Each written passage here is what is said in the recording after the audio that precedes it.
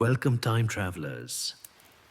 SolaTales here, and tonight's adventure takes us to a windswept Maine headland where an ancient lighthouse has guided souls safely home for over a century, and where a solitary keeper named Samuel holds secrets about finding perfect peace in the rhythm of waves and the eternal dance of light across dark waters. So, dim the lights, sit back, and relax. Imagine a world where your only companions are the rhythmic crash of waves and the distant cry of a foghorn. This isn't just a story, it's an invitation to a secluded lighthouse, a sanctuary of peace designed to gently guide you into the deepest, most serene sleep you've ever known. The path winds down through salt bleached grass, each step taking you further from the world of rushing thoughts and endless obligations.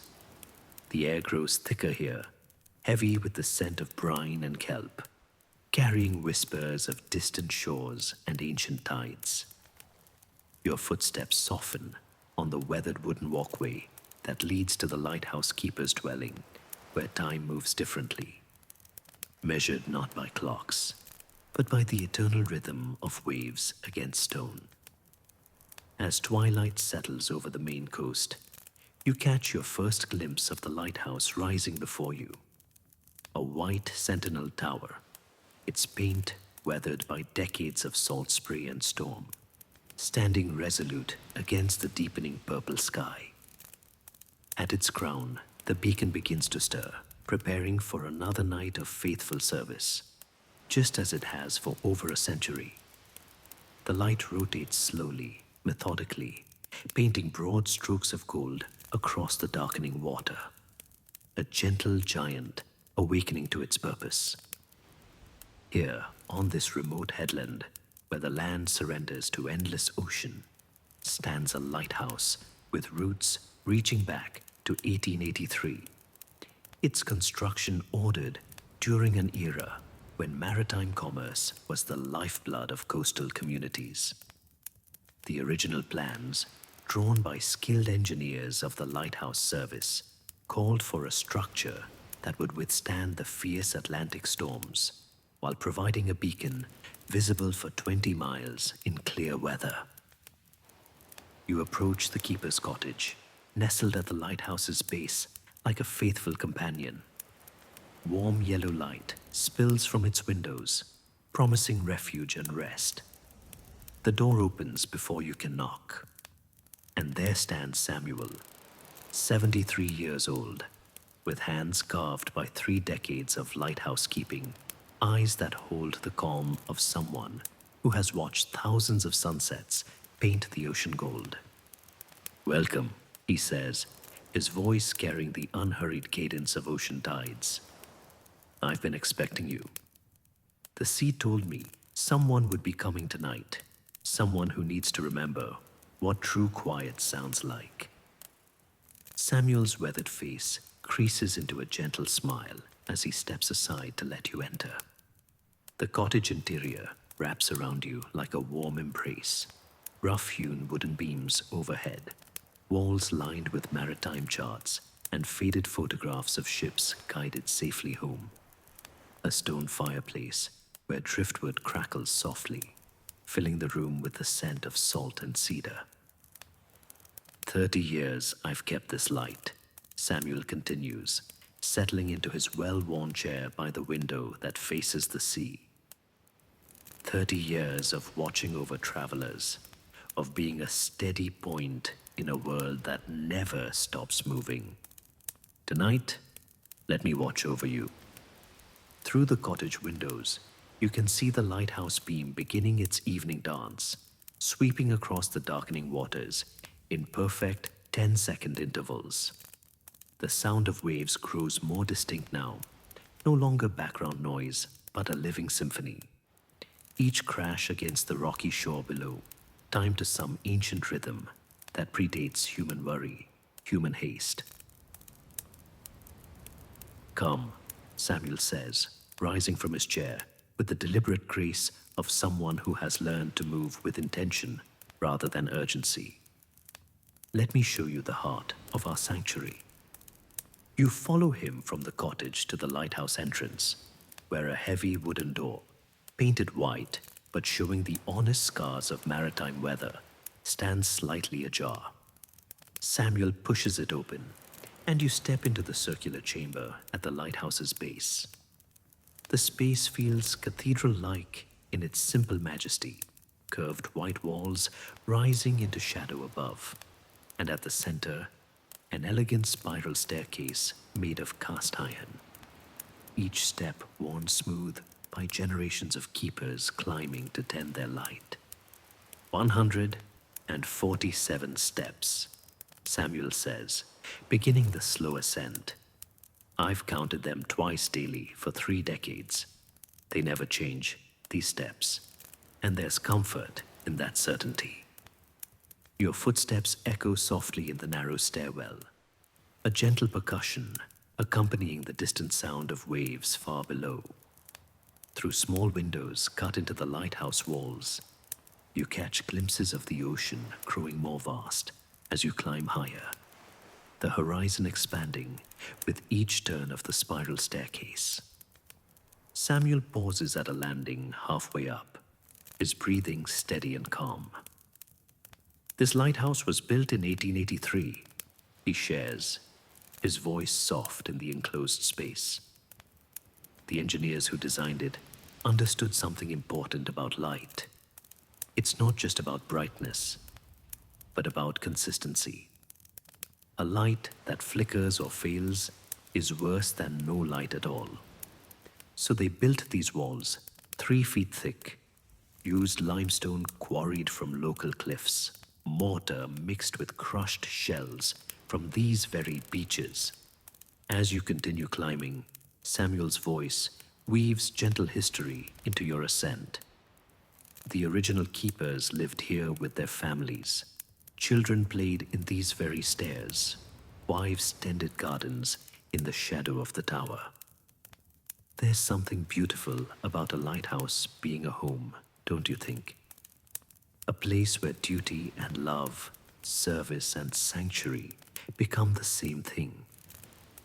The staircase narrows as you near the top, and then suddenly opens into the lamp room, the lighthouse's crown jewel. The space takes your breath away with its simple magnificence. Surrounding you on all sides are the prismatic panels of the Fresnel lens, a crystalline masterpiece that transforms simple electric light into a beacon visible across vast distances of dark water. Augustin Jean Fresnel designed this lens system in France back in 1822. Samuel explains, his voice filled with quiet reverence. This particular lens is what we call a third-order Fresnel. Not the largest, but perfect for our needs. See how it captures the light and bends it, focuses it into beams that can reach ships 20 miles out to sea. The lens rotates with mechanical precision, its motion so smooth and steady that it seems almost alive, breathing light across the darkening ocean. The beam sweeps past the windows in perfect 10-second intervals, and you find yourself beginning to synchronize your breathing with its rhythm. In for 10 counts as the light faces inland, out for 10 counts as it illuminates the sea. Samuel moves to a brass control panel, checking gauges and switches with the practiced touch of long familiarity. Every night for 30 years, I've performed these same checks. Oil levels, electrical connections, rotation mechanism, emergency backup systems. But you know what I've learned? The lighthouse doesn't really need my constant attention anymore. Modern technology has made it largely automatic. What it needs is my presence, my witness, my commitment to the ancient promise that this light will never fail those who depend on it. Through the lamp room windows, the view stretches endlessly in all directions. Below, waves crash against the rocky headland in steady rhythm. To the east, The first stars appear in the deepening sky. To the south, you can just make out the lights of a small fishing village, their windows twinkling like earthbound stars. And everywhere else, ocean, vast and dark and eternal, waiting for the lighthouse's guidance. This is where I spend my nights, Samuel says, settling into a comfortable chair positioned to overlook the sea. Up here in the light, watching, listening, being present for any soul who might need safe harbor. Samuel leads you back down the spiral staircase, your descent measured and peaceful, each step bringing you closer to the cottage's warmth, while the lighthouse beam continues its faithful rotation above. The sound of your footsteps mingles with the ever-present whisper of waves, creating a rhythm that seems to slow your heartbeat, ease the tension from your shoulders. Back in the cottage, Samuel moves about the kitchen with unhurried precision, preparing a simple evening meal. The ritual is clearly familiar. Lighting the gas burner under a well-seasoned pot, adding vegetables to a simmering base of cream and herbs, slicing thick pieces from a loaf of bread that fills the room with the scent of yeast and grain.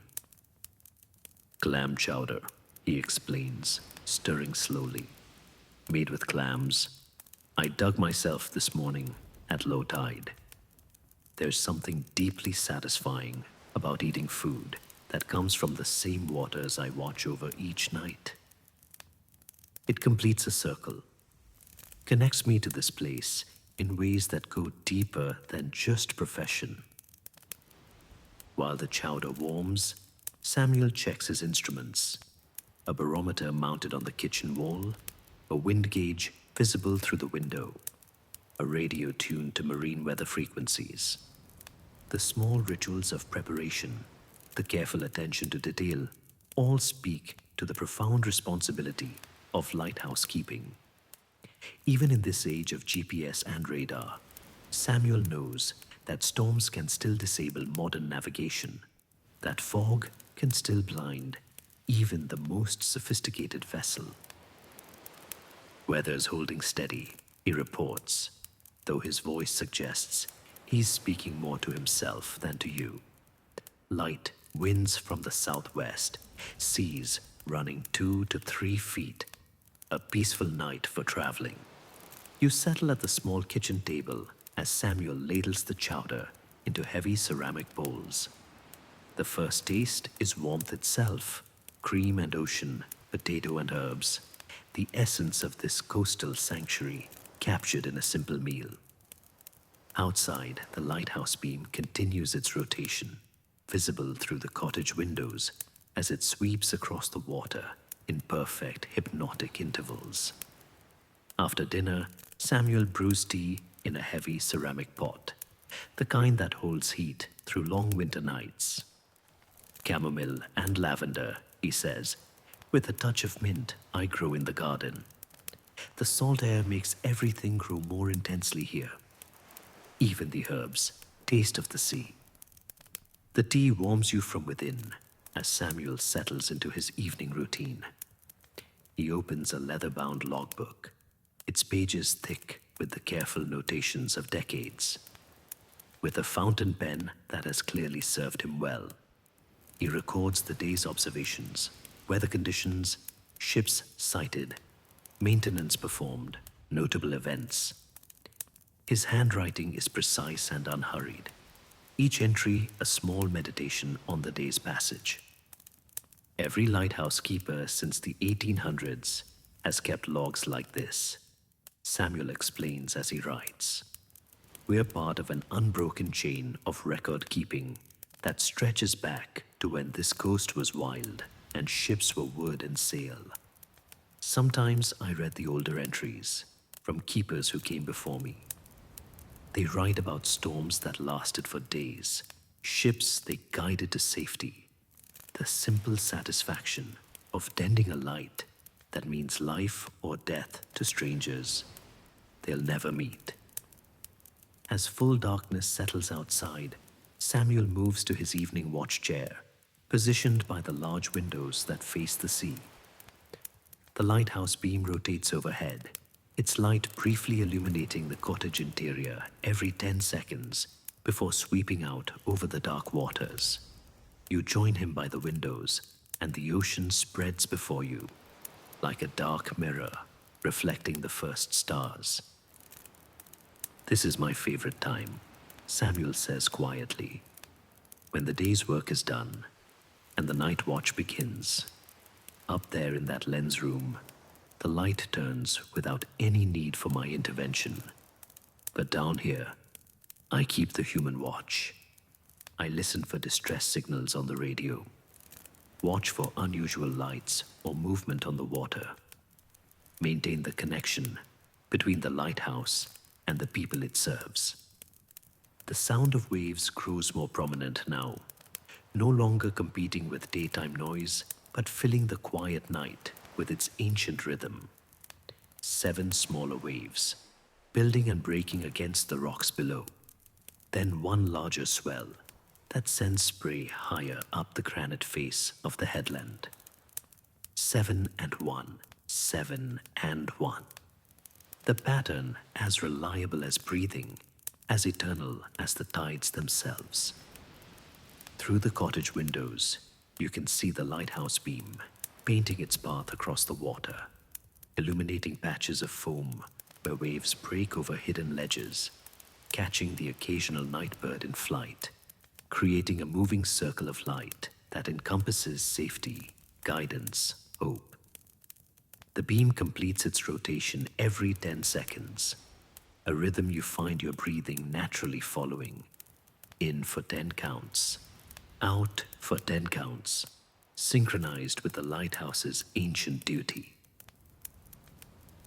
As the evening deepens into true night, the lighthouse settles into its most profound rhythm.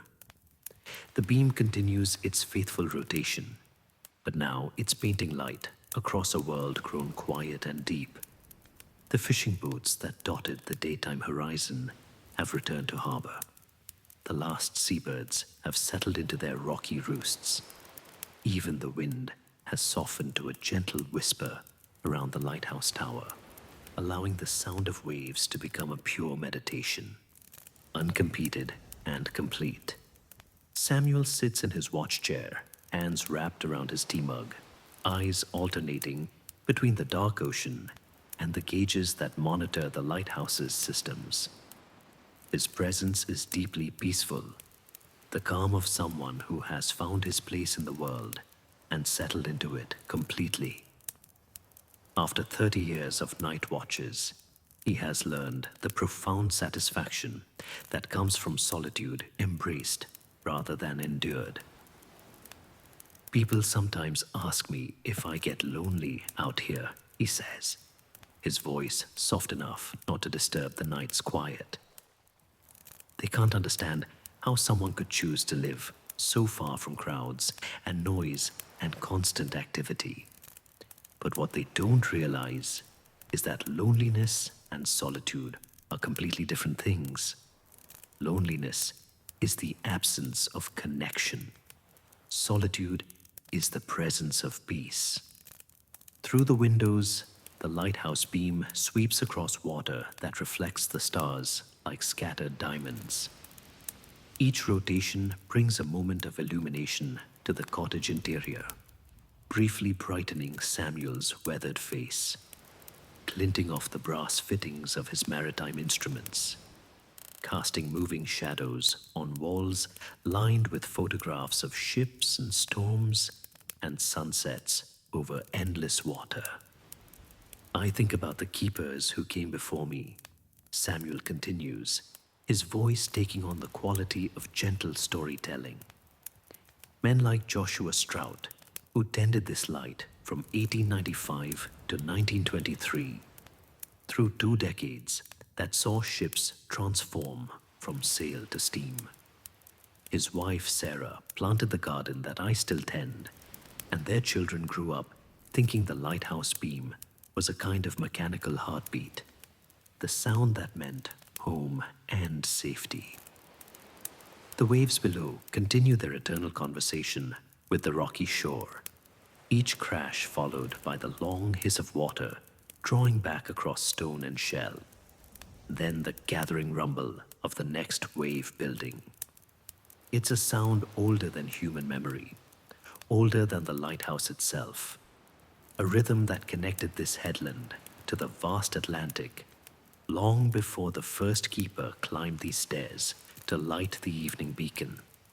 During the great storm of 1898, Samuel shares, Joshua's logs record winds that stripped paint from the lighthouse and waves that broke over the lamp room itself, 90 feet above sea level. But the light never failed. Not once in 3 days of hurricane-force winds, ships found safe harbor because one man stayed at his post, keeping the beacon burning when nature itself seemed determined to extinguish it. Above, the Fresnel lens continues its rotation, the mechanical precision of its movement both miraculous and comforting. Every 10 seconds, without fail, the beam completes its circle, reaching out across the dark water to touch the horizon before beginning again. It's a rhythm that measures time differently than clocks, not in minutes or hours, but in moments of guidance offered, promises of safety kept, connections maintained between lighthouse and sailor, between those who watch and those who travel. The sea changes, Samuel observes, but it also stays the same. New ships come with GPS and radar and satellite communication, but they still need reference points, still need to know where they are in relation to the shore. And sometimes their electronics fail, their batteries die, their signals get confused. That's when they look for the lighthouse, the ancient system that needs no satellites, no computers, no connection to anything except the simple promise to keep burning. Outside, a fog bank begins to form on the distant horizon, its presence announced by the gradual dimming of stars along the eastern edge of sky. Samuel notices immediately, his trained eye catching the subtle change in visibility that might not register with a casual observer. He rises from his chair, moves to the radio equipment mounted on the cottage wall, and activates the fog signal system with the practiced motion of decades. The foghorn sounds its first call across the water, a deep, resonant note that seems to emerge from the lighthouse itself, carrying across miles of ocean to warn ships of the rocky coastline. 30 seconds later, it sounds again, then again, establishing the rhythm that will continue throughout the fog's duration. The sound is both warning and comfort, a voice in the darkness that says, here is solid ground, here is known position, here is the landmark that will guide you safely home. Fog is when the lighthouse really proves its worth, Samuel explains, returning to his chair. Modern instruments can tell you exactly where you are, but fog makes it impossible to see where you're going. That's when captains still listen for foghorns, still watch for lighthouse beams cutting through the mist. We become their eyes when nature takes away their vision. The night deepens toward its most profound quiet, that mysterious hour when even the restless sea seems to pause in its eternal motion. The waves continue their rhythm against the rocky shore, but more gently now, as if the ocean itself is settling into deeper rest. The lighthouse beam maintains its faithful rotation, but its light seems softer somehow, more like a gentle hand stroking the water than the bold beacon of earlier evening. Samuel has settled deeper into his watch chair, his breathing synchronized with the 10-second rotation of the light above. His eyes alternate between the ocean and the instruments that monitor the lighthouse's systems. But his vigilance has taken on a meditative quality, the alertness of someone who has learned to watch without strain. to remain present without effort. "This is the hour I treasure most," he whispers, his voice barely audible above the soft sound of waves. Between midnight and dawn, when the world grows so quiet, you can hear the lighthouse breathing, when the beam seems to be painting peaceful dreams across the water, rather than just marking safe passage. The fog that began forming earlier has thickened, creating a soft gray wall just beyond the lighthouse's immediate vicinity. The foghorn continues its 30-second rhythm, but even that seems gentler now, less a warning than a lullaby. The lighthouse singing itself, and all within its reach toward deeper rest. Through the cottage windows, the lighthouse beam disappears into fog after just a few hundred yards, but its light creates a soft, diffused glow that seems to wrap the entire headland in gentle luminescence. It's like being inside a snow globe, protected and peaceful, with the lighthouse as the central figure around which all other elements, cottage, ocean, rocky shore, arrange themselves in perfect harmony. Samuel's breathing has grown deeper, more regular, following the hypnotic rhythm of beam rotation and foghorn call. His body remains upright in the watch chair, ready to respond to any emergency, but his mind has settled into the deep rest that comes from absolute trust in routine, in the lighthouse's automatic systems, in the eternal reliability of beam and fog signal. 30 years, he murmurs, and I've never lost my sense of wonder at how the lighthouse transforms night into something beautiful instead of something frightening. That beam reaching out every 10 seconds.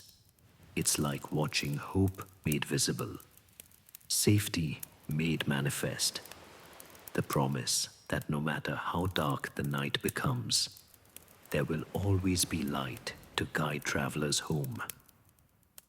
The waves below have settled into their most gentle pattern, each one building and breaking with deliberate slowness, as if the ocean itself is being lulled toward sleep by the lighthouse's rotating beam. 7 small waves, their foam barely visible in the fog-softened darkness.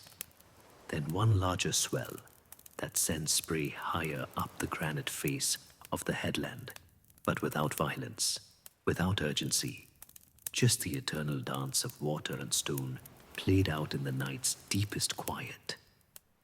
Above, the Fresnel lens continues its rotation with mechanical perfection, but the sound it makes seems softer now, just the whisper of well-oiled bearings, the gentle hum of electric motors designed to run forever without complaint. The light itself seems to have taken on a quality of infinite patience, reaching out into fog-shrouded darkness, not with desperate intensity, but with calm assurance, the light of someone who knows their duty and performs it with quiet satisfaction. "Sleep," Samuel whispers, though whether to himself, to the lighthouse, or to you is unclear. Sleep, knowing that the light will keep turning, the beam will keep reaching, the foghorn will keep calling. Sleep trusting in the ancient promise that someone is watching, someone is listening, someone is keeping the light burning through the darkest hours of the night. His words seem to merge with the sound of waves and the distant call of the foghorn, creating a symphony of safety, a lullaby composed of ocean rhythm and lighthouse duty, and the profound peace that comes from knowing your place in the world. The lighthouse beam continues its rotation, 10 seconds of light sweeping across fog-shrouded water, then the gentle return to darkness before the cycle begins again. Outside, the fog thickens further, but rather than creating a sense of isolation or danger, it seems to wrap the lighthouse and cottage in protective embrace, like a soft blanket drawn over the entire headland. The beam's light diffuses through the mist, creating a soft glow that extends in all directions, transforming the lighthouse into not just a beacon for ships, but a gentle nightlight for anyone who needs reassurance that safety and guidance persist even in the darkest hours. In the deep hour before dawn, when night reaches its most profound depth, the lighthouse continues its faithful service with mechanical precision that has become as natural as breathing. The beam rotates in perfect 10-second intervals. The foghorn calls its 30-second warning, and Samuel maintains his gentle vigil from the cottage window, his presence a bridge between the lighthouse's automated systems and the human heart that gives them meaning. The fog has settled into a thick blanket that extends far beyond the lighthouse's reach. But rather than diminishing the beacon's purpose, it seems to amplify its significance. Ships somewhere in that grey void depend more than ever on the lighthouse's voice, on its beam cutting through obscurity to provide the reference point that means the difference between safe passage and disaster. But here, in the lighthouse keeper's cottage, the fog creates a sense of perfect enclosure, a world reduced to just the essential elements: light, sound, safety, and the profound peace that comes from duty faithfully performed. Samuel's breathing has synchronized completely with the lighthouse rhythm. In for 10 counts as the beam faces inland, out for 10 counts as it sweeps across the fog-shrouded sea. Dawn will come, he whispers, his voice so soft it barely disturbs the night quiet. It always does. In a few hours, the fog will lift, the automatic timer will dim the lighthouse beam, and morning will reveal the same ocean, the same rocky shore, the same eternal dance of light and water that has played out here for more than a century. Through the cottage windows, the first hint of change becomes visible. Not yet light, but a subtle lessening of darkness along the eastern horizon. The fog remains thick, but something in its quality suggests the approach of dawn. The way darkness begins to gray, even before the sun appears. The lighthouse beam continues its rotation, but now it seems to be painting the approaching day rather than holding back the night. Samuel stirs slightly in his chair, checking his watch with the practiced gesture of someone who has marked the passage of countless nights. 4:30, he notes with quiet satisfaction. The light will dim automatically at sunrise, just as it has every morning since the system was modernized. But until then, it keeps turning, keeps reaching, keeps fulfilling the promise made to every sailor who depends on finding this headland in the darkness. The waves below continue their eternal rhythm, but even they seem to sense the approaching transition. The 7-and-1 pattern persists, but with a quality that suggests anticipation rather than the deep rest of full night. Soon, fishing boats will begin leaving harbor for the day's work. Soon, the first seabirds will lift from their rocky roosts to search for breakfast in the tide pools below.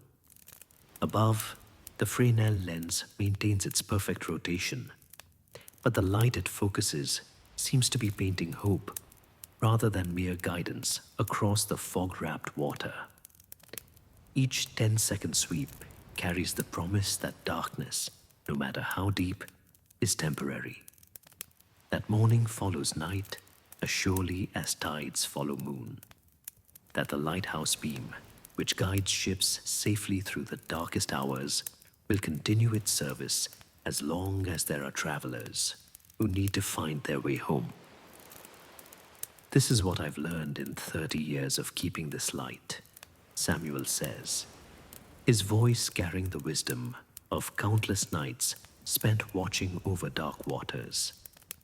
The lighthouse doesn't just guide ships, it guides time itself, marking the passage of night into day, of storm into calm, of danger into safety.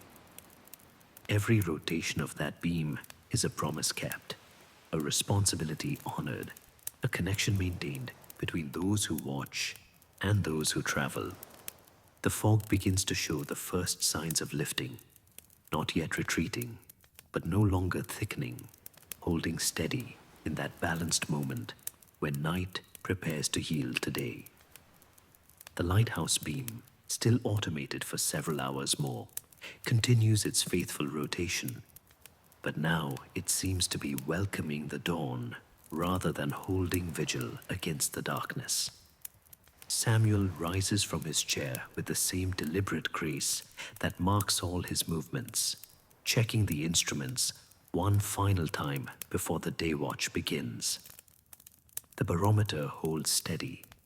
The wind gauge shows light airs from the southwest. The radio crackles with the first transmissions from early rising fishing boats preparing for the day's work. Sleep well, he says, though whether to the lighthouse, to the ocean, or to you remains beautifully unclear. Sleep knowing that the light continues turning, the beam continues reaching, the ancient promise continues unbroken. When you wake, whether in minutes or hours, the lighthouse will still be here, still faithful, still keeping watch over all who need safe harbor. Outside, the fog begins its gradual retreat toward the horizon, revealing patches of dark water that will soon reflect the first light of dawn. The lighthouse beam continues its rotation with mechanical perfection, but now it seems less a barrier against darkness than a bridge toward light, each sweep carrying the promise that safety and guidance persist through every transition, every change, every passage from night into day. The foghorn continues its 30-second call, but even that seems to carry a different quality now, less warning than welcome. The lighthouse's voice calling not just to ships, but to the dawn itself, inviting morning to return to waters that have been faithfully watched through all the hours of darkness. And so, the lighthouse keeps its eternal vigil, the beam rotating in perfect 10-second intervals, the light reaching across fog and darkness, and the approaching dawn to maintain the ancient promise that no matter how dark the night, no matter how thick the fog, no matter how lost the traveler, there will always be a light to guide the way home, always a beacon of hope cutting through uncertainty, always a lighthouse keeper maintaining the sacred trust between those who watch and those who depend on finding safe harbor in the storm. The lighthouse beam continues turning, continues reaching, continues painting paths of light across dark waters, and in its faithful rotation lies the promise of rest, the assurance of safety, the gentle invitation to surrender to sleep as deep and peaceful as the ocean itself, knowing that vigilant eyes are watching, steady hands are tending the light, and the ancient beacon continues its sacred duty of guiding all travelers safely home.